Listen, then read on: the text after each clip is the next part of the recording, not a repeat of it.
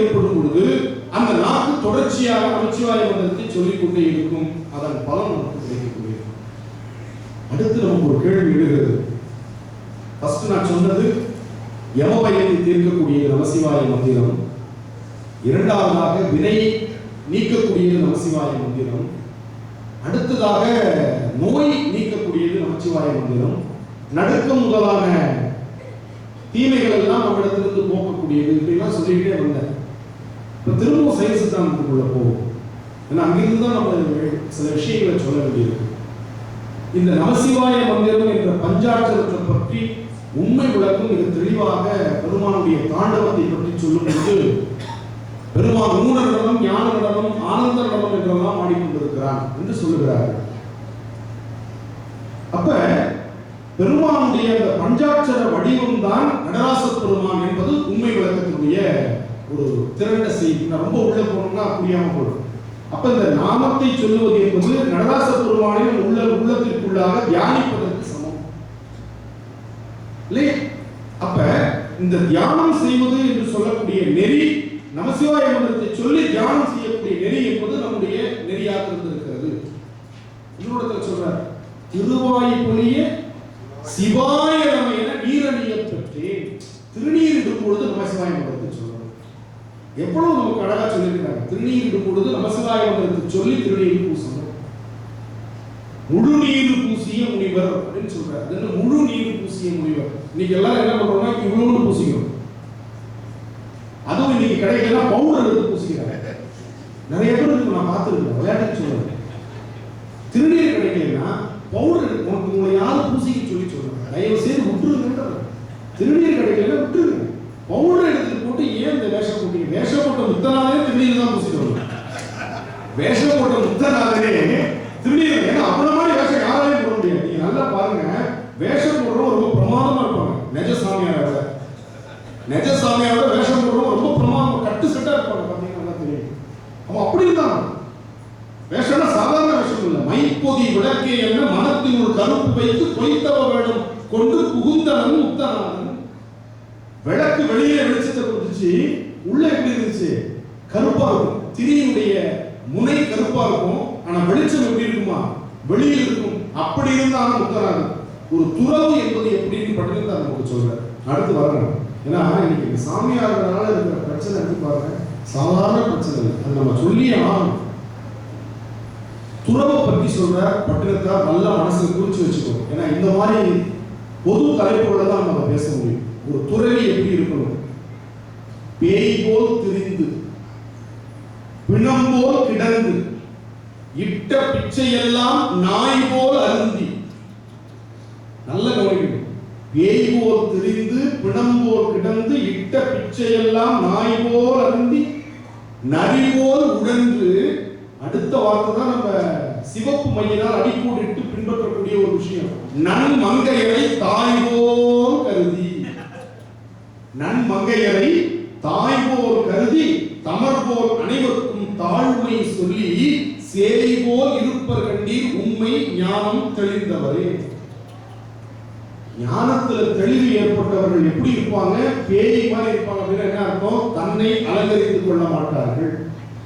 குருஞான சம்பந்தர் சொல்ற, உன்னை சிங்காரித்து உனது அழகு பாராமல் என்னை சிங்காரித்து இடர்பட்டேன்.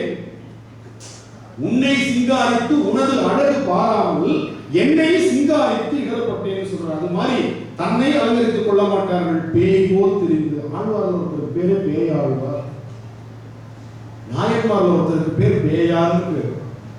காரைக்காலமையா இல்லையா? பேய் போல் திரிந்து, பிணம் போல் கிடந்து. அப்படின்னா என்ன அர்த்தம் அப்படின்னா, பிணத்துக்கு தெரியாது. காலையில் கூட ஒரு வினா வந்தது, தேவாரத்தை இறந்தவர்கள் வீட்டில் பாடலாமா? இல்ல தேவாரம் இறந்தவர்கள் வீட்டில் பாடக்கூடிய பாடலாக சொல்லப்படுகிறது. சரியா? ஒன்று தெரிந்து வைத்துக் கொள்ளுங்கள். இறந்தவர்களுக்காக செய்கின்ற அத்தனை சடங்குகளும் மங்களப்படுத்தும் சடங்குகள். அது தெளிவாக புரிஞ்சுக்கணும். பிணம் அமங்கலம். அந்த அமங்கலமான பிணத்தை மங்களப்படுத்துவதாகத்தான் சங்கு வைக்கிறாங்க. இன்னைக்கு என்ன ஆயிடுச்சு? சங்கையே அமங்கலமாகிட்டான். நாளைக்கு அவனுக்கு சங்குடாங்க. எவ்வளவு சங்கடமா இருக்கு தெரியுமா? இதெல்லாம் கேட்கும்போது சங்கு என்பது மங்கள பொருள். அப்ப சங்கு வைக்கிறது, ஒலி வைத்தல், பறை வைத்தல், அவர்களுக்கு மாலைகள் கொடுத்தது எல்லாமே மங்கள பொருளா இருப்பாங்க. அதுபோல மங்களமாகக்கூடிய ஒரு மிகப்பெரிய ஒரு சாதனம் இருந்தா திருமுறை. எனவே திருமுறை தானும் மங்களமாக இருந்து தன்னை சார்ந்த பொருளையும் மங்களமா மாற்றுகிறது. அதனால் திருமுறையை எங்க வேணா சொல்லலாம், ஏன்னா அது மங்கள பொருள். திருவாசக தேன்னு சொன்னாங்க. ஏன் திருவாசகத்தை தேன்னு சொன்னாங்க? குலோப் ஜாமுன் சொல்லிருக்கலாம், அதுவும் இனிப்பு தானே. இல்ல கரும்புன்னு சொல்லிருக்கலாம், குலோப் ஜாமுன் ஒரு காலத்துல இல்ல, கரும்புன்னு சொல்லிருக்கலாம், இல்ல வெல்லம்னு சொல்லிருக்கலாம், கரும்பில் கட்டின்னு சொல்றாங்க. ஏன் தேன்னு சொன்னாங்க திருவாசகத்தை அப்படின்னா, தேனுக்கு ஒரு குணம் உண்டு, தானும் கெடாது, தன்னுள் இருக்கும் பொருளையும் கெடவிடாது. திருவாசகம் அன்னைக்கும் இருந்துச்சு, இன்னைக்கு இருக்கு, நாளைக்கு இருக்கும். அதை படிக்கிறவங்களும் கெடமாட்டார்கள். தேடியில் இருக்கும் பொருளை போல திருவாசகம் உங்களுள் இருந்தால், திருவாசகத்துள் நீங்கள் இருந்தால் உங்களுடைய மனம் கெட்டு போகாது. அதனால் திருவாசகம் என்னும் தேன் அதற்கு அடைமொழி கொடுத்தாங்க. இறைவனை சொல்லும் பொழுது தேன்னு சொல்லுவாங்க, இன்னொரு பொருள் நெருப்புன்னு சொல்லுவாங்க. தேன் ஒன்று, நெருப்பு ஒன்று. இந்த நெருப்புக்கு என்ன பொருள் தெரியுமா? 5 பூதங்கள்ல 4 பூதத்தை இன்னைக்கு மாசுபடுத்தியாச்சு. தண்ணீர் மாசுபட்டு விட்டது, நிலம் மாசுபட்டு விட்டது, காற்று மாசுபட்டு விட்டது, ஆகாயமும் மாசுபட்டு விட்டது. நமக்கு ஒரு ஆச்சரியமா இருக்கு இல்லையா?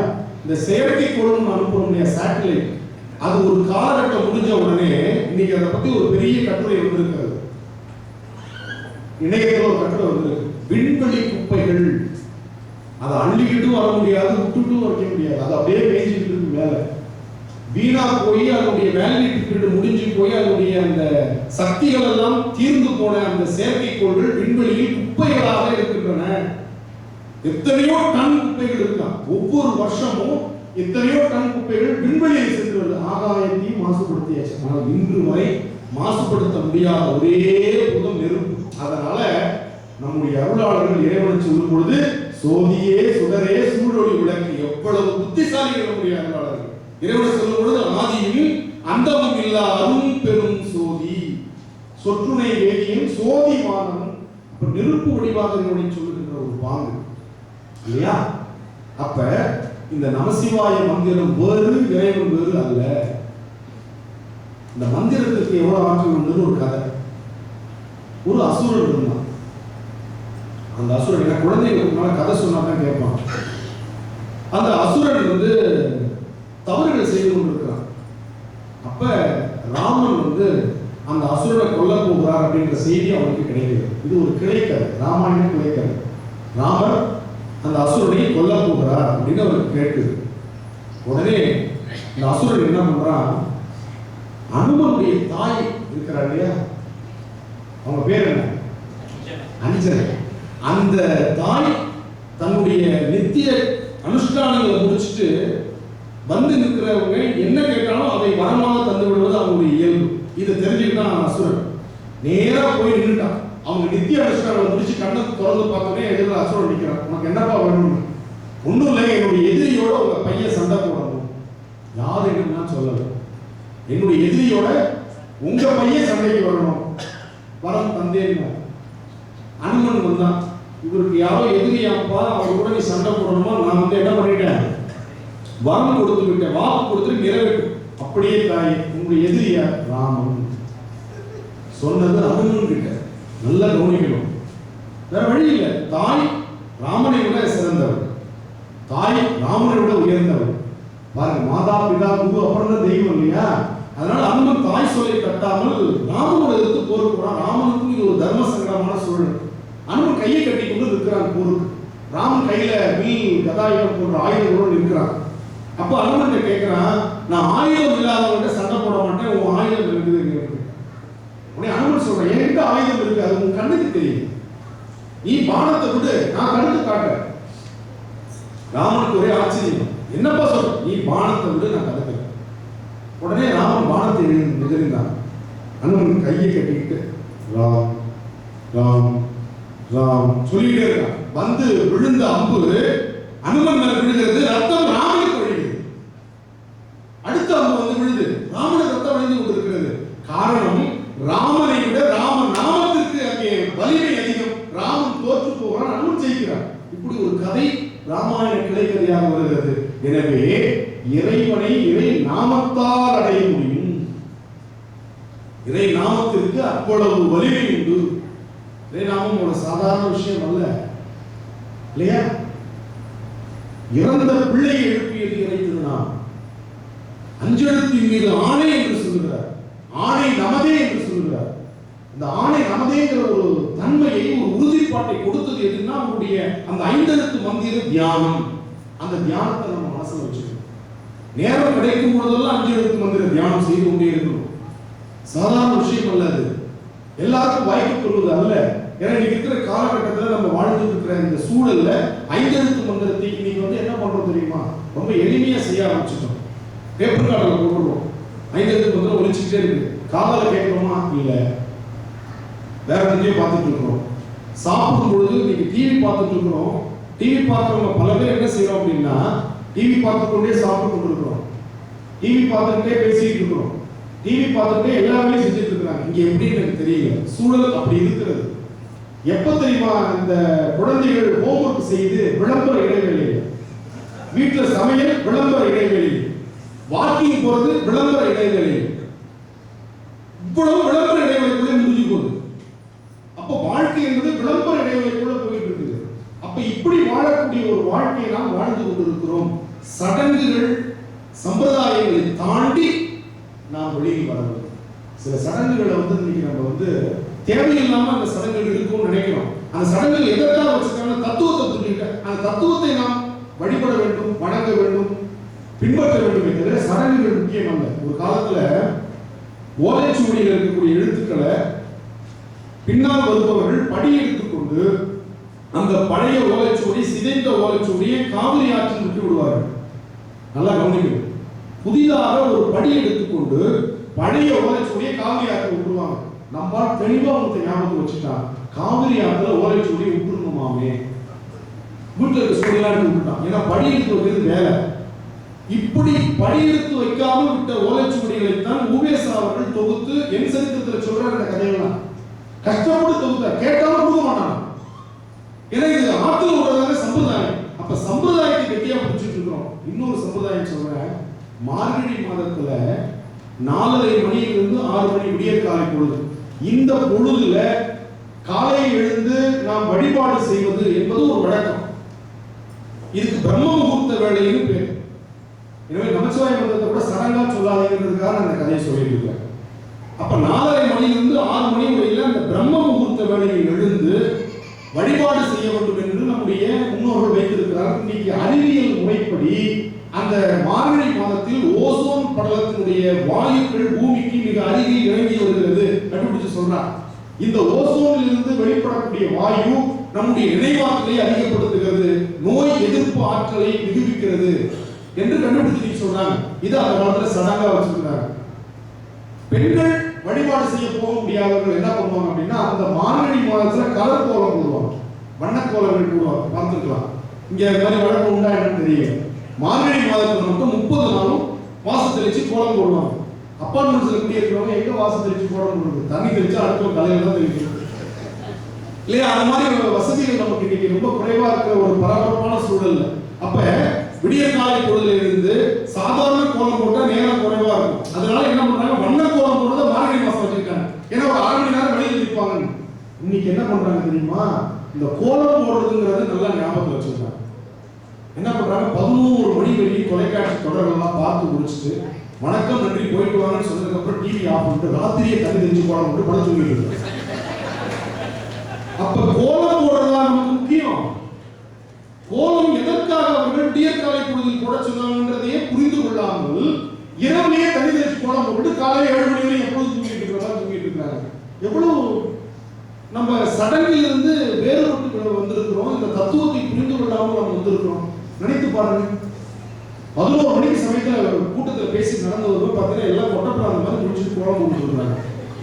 எனக்கு தூக்கம் கண்ண சொல்லும் போதா எல்லாம் கோலம் போட்டு உட்கார்ந்துருக்காங்க. அப்ப இந்த சூழல் நம்முடைய சடங்குகளை ஏளனப்படுத்துவதாக அமைகிறது. சடங்குகள் தத்துவத்தை சொல்வதற்காக, புராணங்கள் எதற்காக? நீ புராணத்தை கெட்டியா புரிஞ்சுக்கணும். புராணங்கள் எதற்காக சொல்லப்படுதுன்னா, வாரியார் சுவாமி ரொம்ப அழகா ஒரு கருத்து சொல்றார். சிவபுராணம் சிவனுடைய அனாதி பழமையை சொல்லுவதற்காக சொல்லப்பட்டது சிவபுராணம். நமச்சிவாய வாழ்க்கை தொடங்குறதுனால இந்த செய்தியை சொல்றேன். புராணம் சிறிய பொருளை, சிறிய தத்துவத்தை பெரிதாக காட்டுகின்ற பூத கண்ணாடியை போன்றது. ஒரு வாட்ச் இருக்கு, அது ரிப்பேர் ஆயிடுச்சு, கடையில கொண்டு போய் கொடுக்குறோம். அவர் அந்த வாட்சில் என்ன கோளாறு இருக்குன்னு சாதா கண் கொண்டு பார்க்க மாட்டார், கண்ணில் ஒரு பூத கண்ணாடியை மாற்றி கொண்டு பார்ப்பார். அப்பொழுது அந்த கோளாறு அவருக்கு மிக சரியாக தெரிவது போல ஒரு தத்துவத்தை புரிந்து கொள்வதற்கு புராணம் நமக்கு பூத கண்ணாடியாக தெரிகிறது. சத்தியம் வதா, இது ஒரு தத்துவம். இதற்கு ஹரிச்சந்திர புராணம் என்ற ஒரு பெரிய புராணம் வருகிறது. தர்மம் சதா, இதற்கு தான் மகாபாரதம். அப்ப இதெல்லாம் பாத்தீங்கன்னா நமக்கு இந்த சக்தி புராணங்கள்ல என்ன, சர்வம் சக்திமயம், ஒரே ஒரு தத்துவம். இதற்காக சக்தி புராணங்கள்லாம் நமக்கு வருது. அதுபோல சிவனுடைய அனாதி பழமையை சொல்லுகின்ற அந்த புராணமாக சிவபுராணம் நமக்கு வருகிறது. சரி, இப்ப திருப்பியும் நமசிவாய மந்திரத்துக்குள்ள வரும். மாணிக்கவாசகர் சொன்ன மந்திரம் நமச்சிவாய வாழ்க நாதன் தாழ் வாழ்க நாமமா சொன்னாருன்னு சொன்னார். இன்னொரு பாட்டுல மாணிக்கவாசகர் சிவாய நம என பெற்றேன். இந்த முதல் நான் சொன்ன திரும்பவும் இங்கே சொல்வதற்கு ஒரு தேவை இருக்கிறது. தவம் செய்ய வேண்டாம், நம்ம தவம் செய்ய வேண்டாம், காவி உடுத்த வேண்டாம், மடித்தலும் நீட்டலும் வேண்டாம், உலகம் படித்தது ஒழித்து விடும். திருவள்ளுவர் தெளிவா சொல்லிட்டார். தாடி வளர்ந்தது வேணா, நீ மழிச்சுட்டு நிக்க வேணாம், உலகம் படித்தது ஒழித்து விடு. உலகம் படித்ததை நீ ஒதுக்கி விட்டாலே போதுமானது, நீ அதற்கு பொருத்தமானவனாக இருப்பாய். மனத்தோடு வாய்மை மொழியில் தவத்தோடு தானம் செய்வாரின் தலை. தவம் தானம் செய்யறவனை காட்டிலும் மனதில் வாய்மை கொண்டிருப்பவன் மிக உயர்வானவன். இங்கே சொல்லுகிறார் மணிவாசகர், நானேயோ தவம் செய்தேன், நானேயோ தவம் செய்தேன், சிவாய நம எனப் பெற்றேன். தேனாய் இன்னமுதமுமாய் தித்திக்கும் சிவபெருமான் தானே வந்து எனது உள்ளம் புகுந்து அடியேற்கு அருள் செய்தான். ஊனாரும் உயிர் வாழ்க்கை பொறுத்தன்றே வெறுத்திடவே. நானேயோ தவம் செய்தேன், சிவாய நம என பெற்றேன். ஒன்னும் செய்யல, அமர்ந்த பாட்டு சிவாய நம சிவாய நம சொல்லிட்டு இருந்தார். பெருமான் அவர் போற பாதையில உட்கார்ந்து இருந்தான் தடுத்தாட்கொள்வதற்காக. மாணிக்கவாசகர் இந்த வழியா வருவார். இந்த பக்குவப்பட்ட ஆன்மாவுக்கு குருவை அனுப்புற, தானே குருவா வந்தார். குருவா வந்தார், குருவா வந்து அமர்ந்து இருந்தார். அந்த குரு இருந்த மரம் தான் குருந்த மரம் ஆச்சு. குருந்த மரம் மாணிக்கவாசகருக்கு உபதேசம் பண்ண மரம்னு சொல்லுவோம் இல்லையா. குரு இருந்த மரம் காரண பெயரால் குருந்த மரம் ஆயிடுச்சு. நீங்க நிறைய பேர் அந்த மாதிரி காரண பெயர்களா மாறி இருக்கு. சில பேர் வந்து வடமொழியில பெயர் மாற்றும் பொழுது நம்முடைய நல்ல தமிழ் பெயர்களை பொருள் புரியாம மாட்டிருப்பாங்க. குரு இருந்த மரம் குருந்த மரம்னு மாறுறது ஒரு பெரிய விஷயம் இல்ல. தஞ்சாவூருக்கு பக்கத்துல திருப்பழனம்னு ஒரு ஊர் இருக்கு. பழனம்னா தமிழ்ல வயல்னு பேர். இன்னைக்கும் பெருமாள் வயல் சார்ந்த அந்த பகுதியில தான் அங்க இருக்கிற, இன்னும் பிளாட் போடல, அங்க மட்டும் கொஞ்சம் விட்டு வச்சிருக்கிறான். பெருமாளுக்காக விட்டு வச்சிருக்கானா என்னன்னு தெரியல. தஞ்சாவூர் முழுக்க இன்னைக்கு பிளாட் போட்டு வித்தாச்சு. ஒரு கவிஞர் எழுதுறான், விளை நிலங்களை அழித்து வீடு கட்டும் மனிதா எச்சரிக்கை, வருங்காலத்தில் மண் மண்டையில் மட்டுமே எஞ்சி இருக்கும். அந்த நிலைமை தான் தஞ்சை மாவட்டத்தில் நடந்துட்டு இருக்கு. அப்ப தலையில மட்டும்தான் மண்ணு, கிராமத்துல சொல்லுவாங்க தலையில மண்ணு களிமண் தான் இருக்கு கிண்டல் பண்ணுவாங்க. அந்த மாதிரி இன்னைக்கு போயிடுச்சு. அப்ப திருப்பழனம் என்று சொன்னால் வயல் சார்ந்த பகுதி. அதனால சுவாமிக்கு பேர் பழன வனநாதர். அந்த ஊருக்கு பழனாபுரின்னு பேர். பின்னாடி வந்தவர்கள் வடமொழியில பெயரை மாற்றும் பொழுது பழனத்துக்கு என்ன பொருள்னு தெரியாம அதை பயணம்னு புரிஞ்சுக்கிட்டாங்க. பயணம் உடனே பயணத்துக்கு என்ன வடமொழியில பிரயாணம். சுவாமி பேர் பிரயாணபுரீஸ்வரர், ஊருக்கு பேர் பிரயாணபுரி. எப்படி மாறி போச்சு பாருங்க. பிரயாணபுரீஸ்வரர், சுவாமி பேர் பிரயாணபுரீஸ்வரர். அந்த ஊருக்கு பேர் பிரயாணபுரின்னு ஆயிடுச்சு. ஆற்காடுன்னு ஒரு ஊர் கேள்விப்பட்டிருப்பீங்க. அந்த ஆற்காடு என்பது தமிழ்ல பிரிச்சோம்னா ஆல் கூட்டல் காடு, ஆலமரங்கள் நிறைந்த காடு. ஆலமர செல்வன் பெருமாளுக்கு பேரு ஆலமர செல்வன், அணிகள் கோயிலும் வருது நமக்கு இலக்கியங்கள்ல. அப்ப ஆலமரங்கள் நிறைந்த காடு ஆல்காடு. தமிழ்ல இல்லை இருமாவும் உணர்ச்சி விதியில கல் தூண் கற்றூன்னு மாறுறது மாதிரி ஆல்காடு ஆற்காடுன்னு மாறிச்சு. இத வடமொழியில பண்ணும்போது என்ன பண்றாங்க, ஆறு வருதா வல்லின வேற வந்துருச்சாங்க, அத ஆறுன்னு ஒரு நம்பரா எடுத்துட்டாங்க, 6ன்னு. என்ன பண்ணிட்டாங்க, 6க்கு சமஸ்கிருதத்துல ஷட், காடுக்கு ஆரண்யம், ஷடாரண்யம்னு பேர் வச்சிட்டாங்க. அந்த ஊருக்கு என்ன பேரு, ஷடாரண்யம். ஆல்காடு ஆற்காடுன்னு மாறி இருக்கிற அந்த பொருள் புரியாம 6 காடுகள் போல இருக்கு, அது என்ன பண்ணிட்டாங்க ஷடாரண்யம்னு பேர் வச்சிட்டாங்க. இப்படி நிறைய பெயர் மாற்றங்கள் நடந்து போச்சு. எதுக்கு சொல்ல வரேன், சிவாய நம என பெற்றேன் தேனாய் இந்நமுதமுமாய் தித்திக்கும் சிவபெருமான் தானே வந்து. இதுதான் ரொம்ப முக்கியம். காலையில் கூட நான் சொன்னேன் ஒரு செய்தி, சதா சர்வகாலமும் பெருமான் நினைத்துக் கொண்டிருப்பவர்களுக்கு இறைவன் தானே வந்து அருள்வான். இந்த உயிருக்கு ஒரு முயற்சி தேவை, அந்த முயற்சி இருந்தால் இறைவன் வந்து அடைவான் என்பதற்கு சார்ந்தவருக்கு அல்லாஹ் நலம் இலன் என்று ஒரு வார்த்தை நம்முடைய அப்பர் பெருமான் சொல்லுகிறார். திருஞான சம்பந்தர் சென்று கை கூடுவது அன்றார், யாருக்கு, சிந்தை செய்பவருக்கு அல்லால். சிந்தை செய்பவர்களுக்கு அல்லால் பெருமானுடைய அந்த பெருந்தன்மை, அவனுடைய கல்யாண குணங்கள் தெரிந்து கொள்வது நம்மால் முடியாது. எனவே தேனாய் இந்நமுதமுமாய் தித்திக்கும் சிவபெருமான் தானே வந்து எனது உள்ளம் புகுந்து அடியேற்கு அருள் செய்தான். எதற்கு, ஊனாரும் உயிர் வாழ்க்கை ஒருத்தனே வெறுத்திடவே. அப்ப இந்த ஊனாரும் உயிர் வாழ்க்கை ஒருத்தன்